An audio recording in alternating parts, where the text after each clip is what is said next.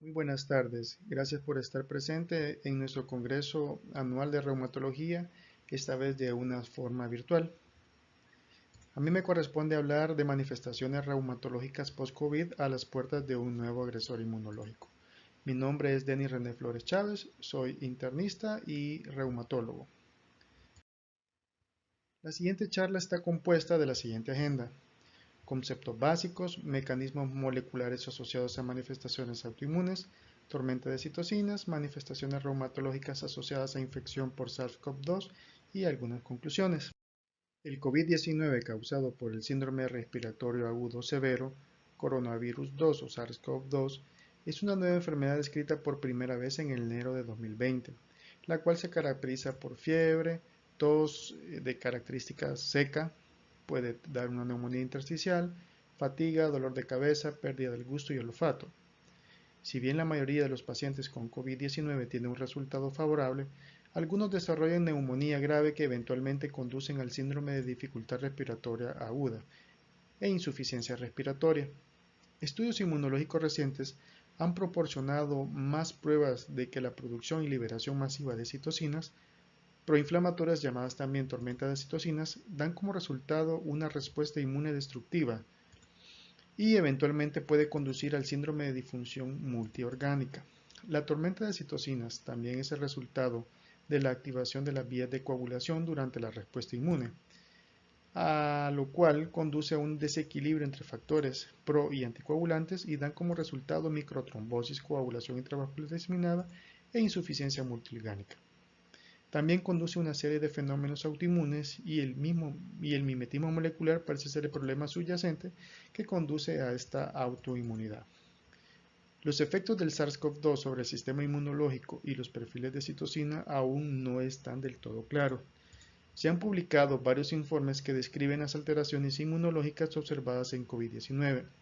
Estos van desde una respuesta inmune desadaptativa, una producción anormal de citocinas, hasta la hiperactivación de células T y en un mayor número de monocitos, macrófagos y neutrófilos activados, que en última instancia pueden tener consecuencias adversas con los estados o el equilibrio de la salud.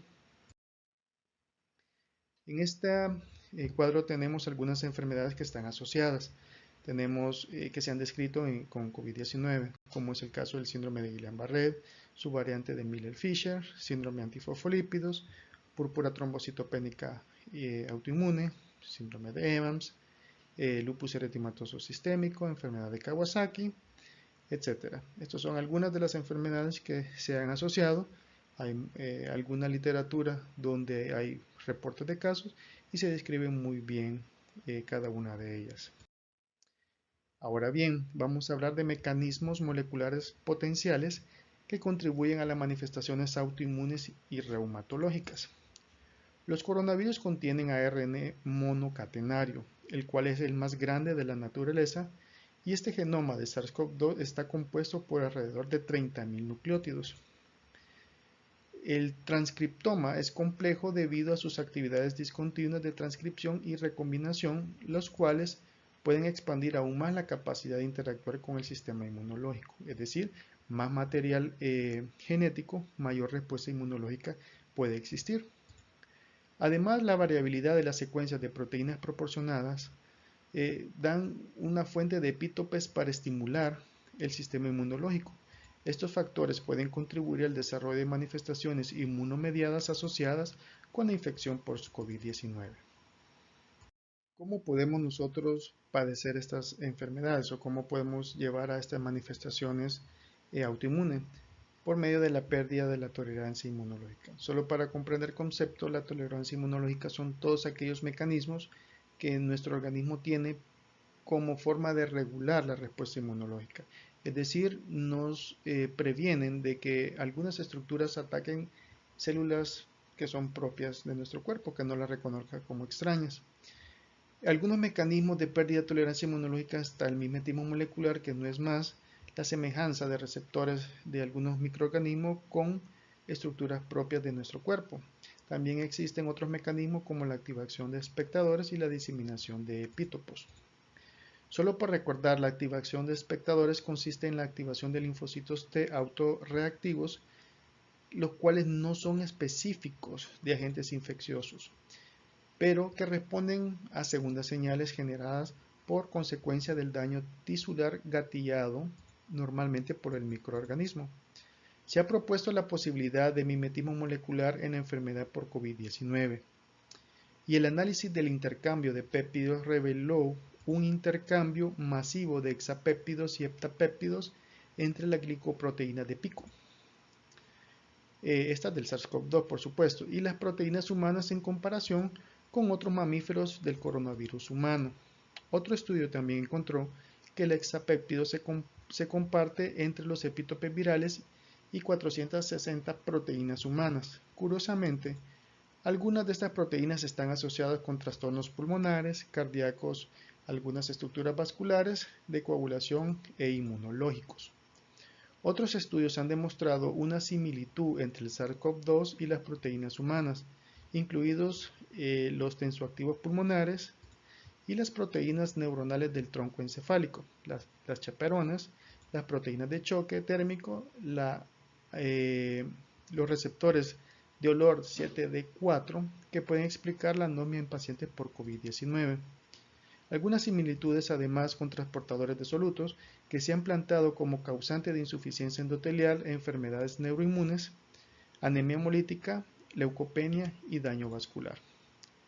Se ha encontrado 3 epítopes inmunogénicos con alta identidad de secuencia con las proteínas virales de pacientes con dermatomiositis. Es de destacar que los anticuerpos monoclonales contra las proteínas pico del SARS-CoV-2 y las nucleoproteínas podrían reaccionar de forma cruzada con diversas proteínas tisulares como antígenos nucleares, antígenos extraíbles del núcleo, mitocondrias, tiroglobulinas, peroxidasa, transglutaminasas y proteínas básicas de mielina.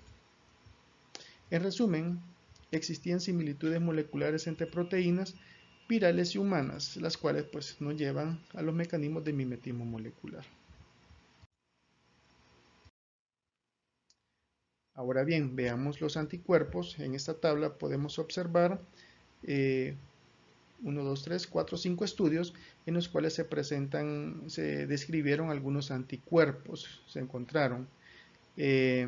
Como vemos, se encontraron anticuerpos antinucleares ANA en 4 al 50% de los pacientes con COVID-19, la mayoría de los cuales eran personas mayores. Esto era coherente con informes anteriores de una mayor prevalencia de autoanticuerpos en ancianos sin enfermedades autoinmunes.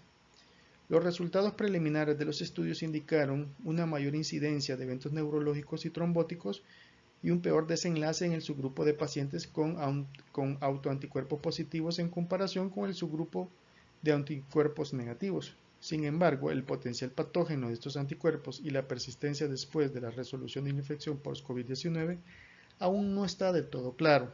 Curiosamente, se ha demostrado la presencia de anticuerpos antiinterferón tipo 1 en el 10.2% de 987 pacientes con neumonía por COVID-19.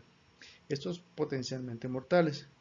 Aunque especularon que estos anticuerpos podrían aparecer antes de la infección por COVID-19, pues podemos destacar la presencia de estos. Como vemos, algunos estudios pues se detectaron ANA, todos por EPS2, por células o teniendo como sustrato EPS2. Tenemos la presencia de RNP, SM, RNP70, anti-RO, anti-LA, etc. Como vemos, se pudieron observar estos anticuerpos, los cuales estaban presentes en el suero de los pacientes con COVID-19. Ahora, la tormenta de citocinas. El COVID-19 desencadena una respuesta inmune exagerada en pacientes infectados y una variedad de citocinas inflamatorias como la interleucina 1b, interleucina 6, interleucina 8, interferón y quimiosinas. A la vez que también podemos ver activación de colonias de granulocitos, el factor estimulante de colonias, la proteína 10 inducida por interferón gamma, las proteínas quimiotrayentes de monocitos y la proteína inflamatoria de macrófago. Todos estos estaban elevados en pacientes con COVID-19 grave. Un metaanálisis ha demostrado niveles séricos de interleucina 6 casi 3 veces más alto que en pacientes complicados en comparación con aquellos con enfermedad no complicada. Es por eso la razón y la justificación de poder utilizar bloqueadores como la interleucina 6, como es el caso del tocilizumab. Las células T reguladoras también estaban por debajo de los niveles normales en pacientes por COVID-19, los cuales agravan aún más la respuesta inflamatoria. En última instancia, la tormenta de citocinas resultan o conduce a un daño tisular y una falla multiorgánica múltiple. Clínicamente, los marcadores inflamatorios como la proteína C, la procalcitonina, el dímero D, la ferritina aumentaron en los pacientes con COVID-19 y todos estos se asociaron con un mal pronóstico debido pues, a la elevación de estas. Todo este entorno inflamatorio hostil descontrolado desencadenado por la infección por COVID-19 puede provocar daños en los órganos y también una generación de autoinmunidad, llevando pues, a enfermedades autoinmunes, que son las que vamos a hablar más adelante. Bien, hablemos de las manifestaciones reumatológicas y autoinmunes sistémicas. Las infecciones virales pueden causar artritis y el espectro de síntomas pueden variar desde artralgias leves hasta artritis crónica. Se ha informado artritis crónica en asociación con hepatitis C y varios alfavirus endémicos, como es el caso de la chikungunya, que tanto problema nos dio en algún momento. Mientras que existen algunas infecciones con artritis autolimitadas, como ocurre en el parvovirus B19. La rubiola o el virus de la hepatitis B también causaron algunos tipos de estas artritis autolimitadas. Por el contrario, los coronavirus parecen causar típicamente artralgias y mialgias en lugar de una verdadera artritis inflamatoria, la cual es bien característica. Se informa artritis o artralgias en el 15% de los pacientes con COVID-19 y mialgias en el 44% de los pacientes. Como vemos, las manifestaciones miálgicas fueron las más prevalentes. Los síntomas musculoesqueléticos, sin embargo, no parecen estar asociados con la gravedad de la enfermedad. En los artículos que se tomaron como referencia para este tema, se hacía énfasis en una mayor probabilidad de desarrollo de artritis inflamatoria crónica con enfermedades respiratorias comunes más que con las presentadas por SARS-CoV-2. La artritis por SARS-CoV-2 se presenta más como una artritis reactiva. Pocos casos desarrollan artritis reumatoide o espondiloartropatías seronegativas. Los mecanismos exactos de la inflamación de las articulaciones no se comprenden completamente. Sin embargo, la infección por SARS-CoV-2 conduce a la estimulación de los macrófagos, lo que a su vez provoca liberación de altos niveles de citocina y quimiosinas que aumentan el proceso inflamatorio. El mimetismo molecular parece jugar un papel importante en la patogénesis, a pesar que se sabe que las infecciones virales pueden inducir artritis reactiva. Se documentó también viremia por otros patógenos en solo el 15% de los casos por COVID-19.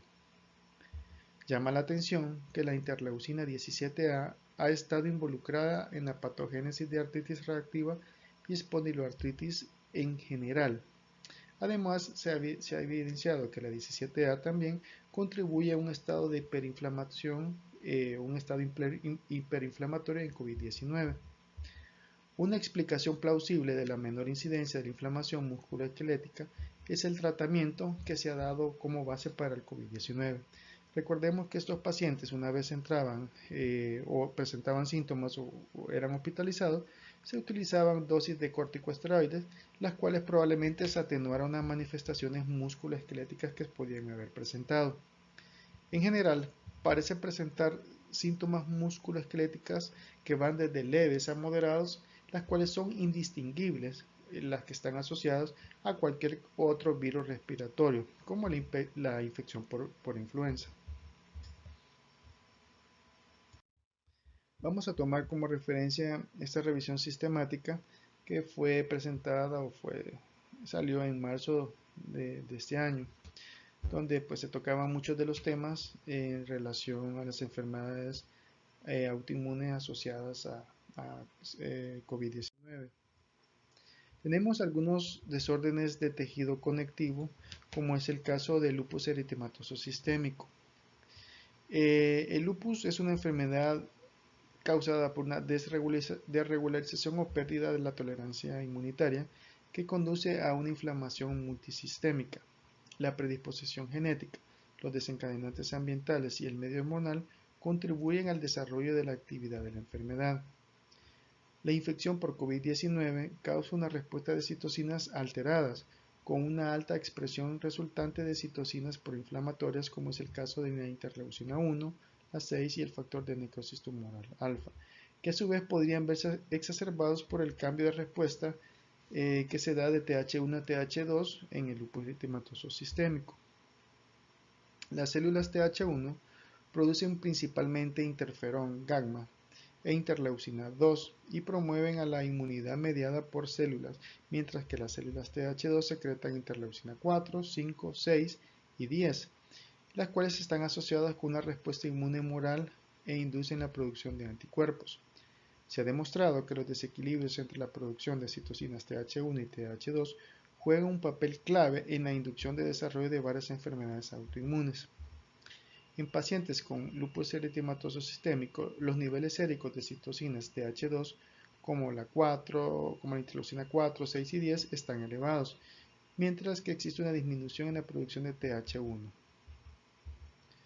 Es comúnmente reconocido que se puede desencadenar lupus o síndrome antifosfolípido y anticuerpos para SAF posterior a una enfermedad viral, pero hay pocos casos reportados en el desarrollo de lupus posterior a infección por COVID-19.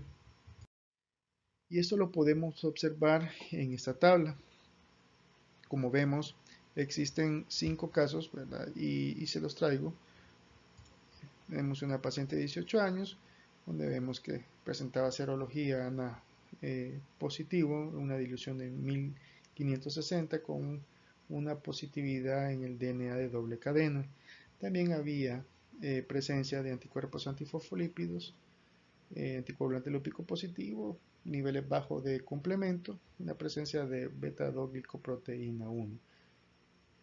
Igualmente podemos observar esta paciente de 62 años, donde existía linfopenia, proteinuria, ANA positivo, pero vemos que en la mayoría de estos fueron manejados con pulsos de metilprednisolona. Ahora veamos qué pasa en el síndrome antifosfolípido. La presencia de anticuerpos antifosfolípidos se han observado en pacientes con COVID-19 en todo el mundo. La asociación entre los anticuerpos y la gravedad de la enfermedad se mostró en 3 estudios, en los cuales el anticoagulante lúpico y los anticuerpos de beta-2-glicoproteína 1 y anticoreolipina fueron encontrados. El anticoagulante lúpico fue el más prevalente en aproximadamente el 32% de los pacientes con enfermedad moderada y grave. Sin embargo, la prueba de anticoagulante lúpico puede verse interferida por uso de heparinas o proteínas C reactivas elevadas en pacientes con COVID-19. Los anticuerpos anticardiolipinas IgG y anti-beta-2-glicoproteína 1 fueron también encontrados, pero a menudo en títulos un poco más bajos. En un estudio reveló que el 5% de los pacientes con COVID-19 tenía un efecto altamente trombogénico asociado a anticuerpos por IgG y anti-beta-2-glicoproteína 1, aunque no correlacionaban con la trombosis. Una fuerte asociación de anticuerpos con eventos trombóticos no se observó en la mayoría de los estudios, incluso en pacientes con doble o triple positividad de estos. Además, pruebas repetitivas mostraron que el título de anticuerpos para antifosfolípidos fluctuó durante el curso de la enfermedad y el resultado de anticuerpos resultó ser negativo un mes después de la mayoría de pacientes que fueron positivos. El COVID-19 se asoció con los brotes de síndrome antifosfolípido preexistente. Curiosamente, un estudio reveló que el 63% de 8 de las mujeres embarazadas con infección por COVID-19 que se llevaban en estudio cumplieron criterios diagnósticos para el síndrome de HELLP y para preeclampsia. También es importante señalar que el aumento de la edad, es decir, la inmunosenescencia o envejecimiento inmunológico, y la presencia de aterosclerosis son factores que contribuyeron al desarrollo de trombosis en estos pacientes. Queda de aclarar la importancia de los anticuerpos en pacientes con COVID-19, que probablemente se van a seguir dando o se van a estudiar a medida que se vayan completando los estudios que se están corriendo actualmente. Podemos observar en esta tabla, como vemos, son múltiples estudios que se desarrollaron en muchos países, multicéntricos, en México, Francia, Italia, España, donde podemos observar que el mayor número de pacientes fue observado, que se tuvieron estos estudios en Francia y en Italia, 56 y 122 pacientes. Como podemos observar, se midieron niveles de anticardiolipina, los cuales se observaron, al igual que beta-2-glicoproteína. Pero uno de los hallazgos importantes es que en ninguno de estos pacientes se pudo tener una asociación entre la presencia de los anticuerpos y eventos trombóticos, a diferencia de los que se observó en un estudio que se desarrolló en China.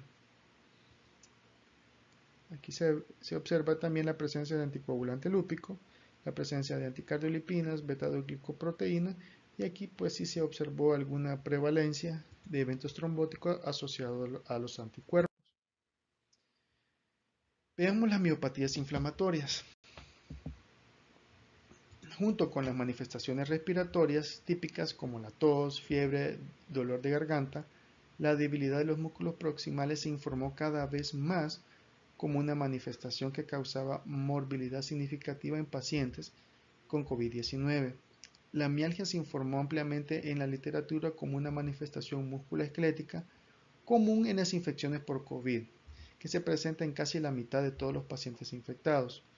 La miositis relacionada con COVID-19 y en consecuencia la rhabdomiólisis son otras manifestaciones notificadas aunque relativamente raras. La miositis inducida puede variar en presentación desde una debilidad muscular franca hasta una dermatomiositis típica repleta de erupciones cutáneas clásicas o un clásico dolor de espalda con enfermedad muscular. La mayoría de los pacientes dan positivos con COVID-19 en la presentación inicial y se informa que la mayoría son hombres entre 33 y 87 años normalmente. Cabe destacar que el COVID-19 puede presentarse o no con elevación exponencial agudas de marcadores enzimáticos como la CPK y es posible que las enzimas musculares no necesariamente tienen una relación directa con el pronóstico del paciente. Veamos en el caso de la dermatomiositis. La enfermedad muscular inducida por COVID-19 es la dermatomiositis clásica, repleta de erupciones, debilidad muscular y enfermedades pulmonares intersticiales. Esta debilidad muscular y enfermedad pulmonar intersticial pueden ocurrir tanto en la miositis por COVID-19 como en la miositis de novo, lo que dificulta el diagnóstico oportuno.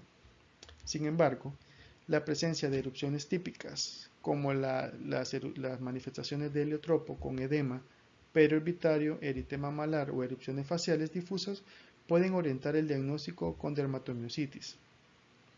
A veces, las erupciones eritematosas menos específicas sobre las superficies de los extensores de las extremidades, en este caso rodillas y codos, y el tronco pueden ser la única pista de esta enfermedad.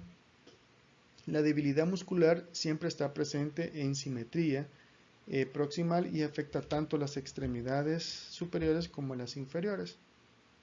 La CPK suele estar elevada, pero en ocasiones puede ser normal cuando la afectación muscular de estas es mínima.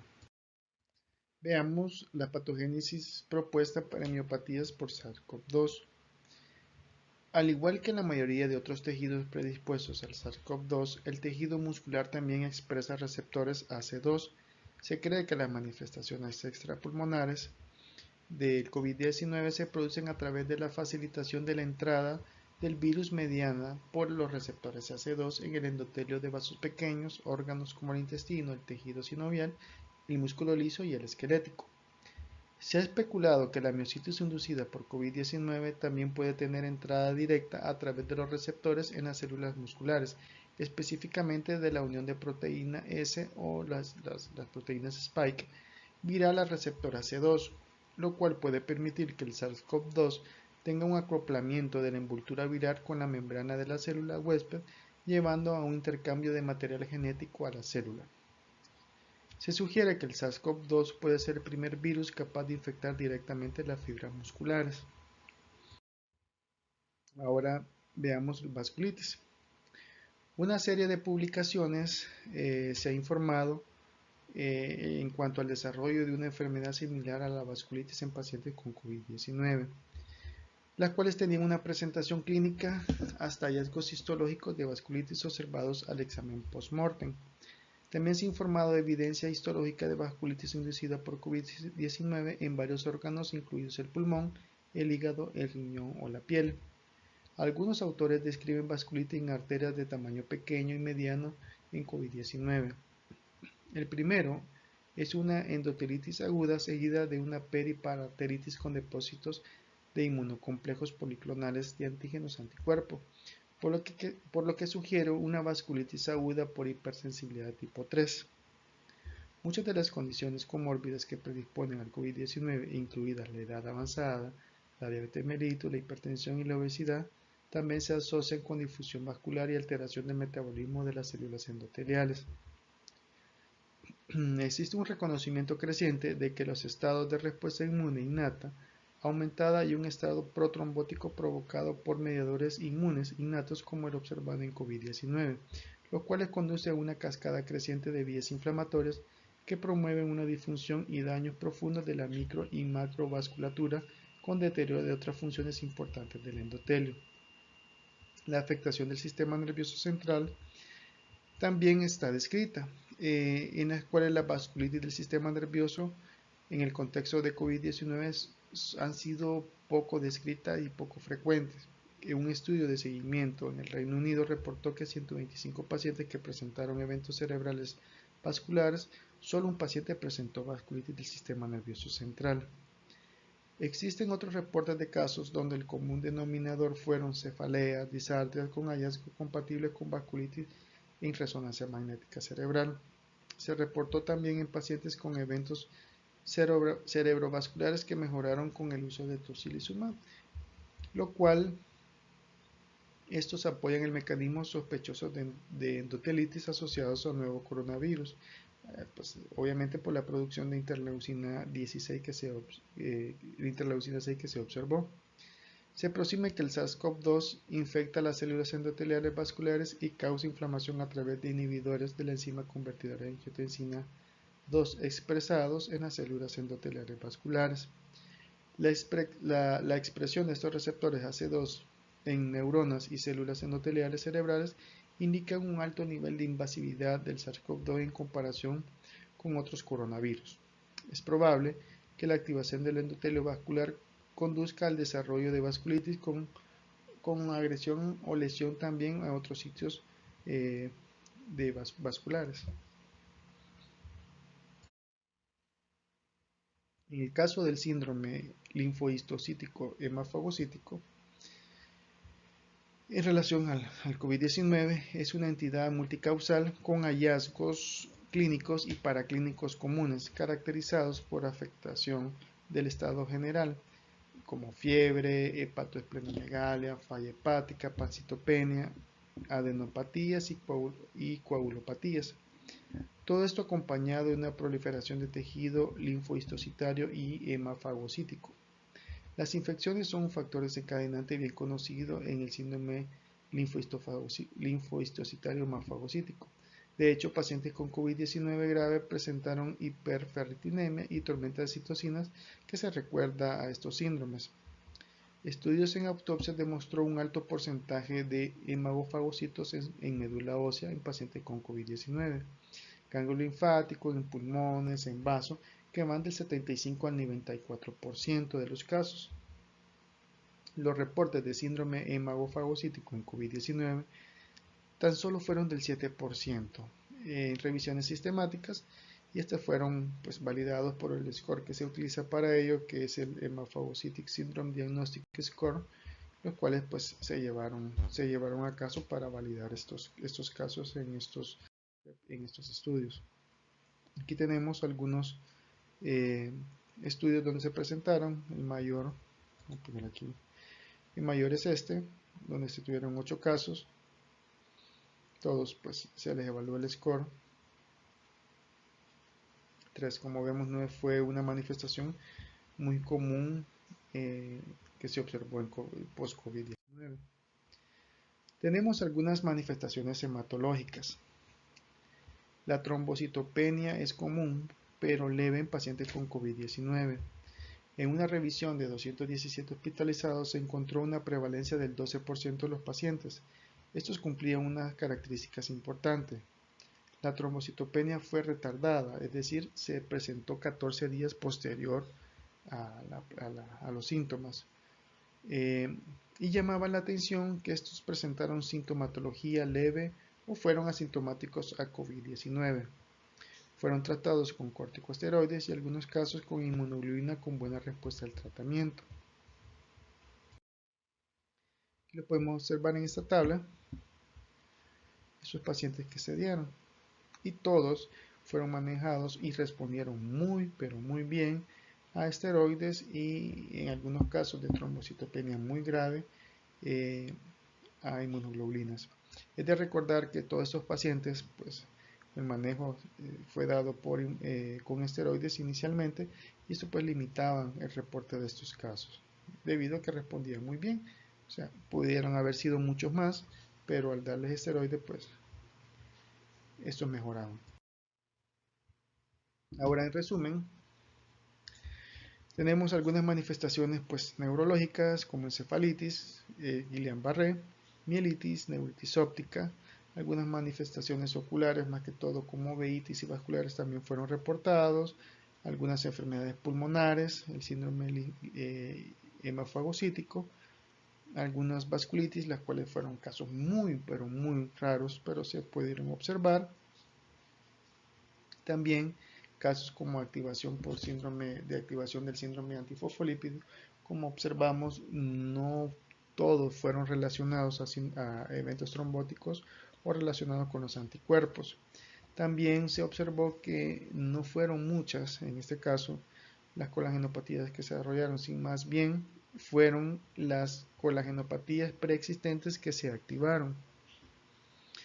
También llama la atención que las manifestaciones articulares no fueron de artritis inflamatoria, sino más bien los casos que se reportaron fueron más asociados a dolores musculares y artritis no inflamatoria. Bien, como conclusión, tenemos que las artralgias y las mialgias son las manifestaciones predominantes posteriores a la desinfección por COVID-19, no así las artritis inflamatorias. Existe un alto porcentaje de reactivación de las enfermedades autoinmunes, como en el caso del lupus sistémico, vasculitis y artritis reumatoide, siendo las enfermedades de nuevo en menor porcentaje. Se presenta discrepancia entre la presencia de anticuerpos antifosfolípidos con el desarrollo de eventos trombóticos. Y como último punto, la presencia de múltiples variables como el uso de glucocorticoides, anticoagulantes y algunos inmunoreguladores limitan la asociación entre COVID y las colagenopatías, pues estos fueron tratados con estos medicamentos en estos estudios. Esto es lo que les traía. Gracias por la atención prestada y esperamos el bloque de preguntas para poder resolver algunas dudas.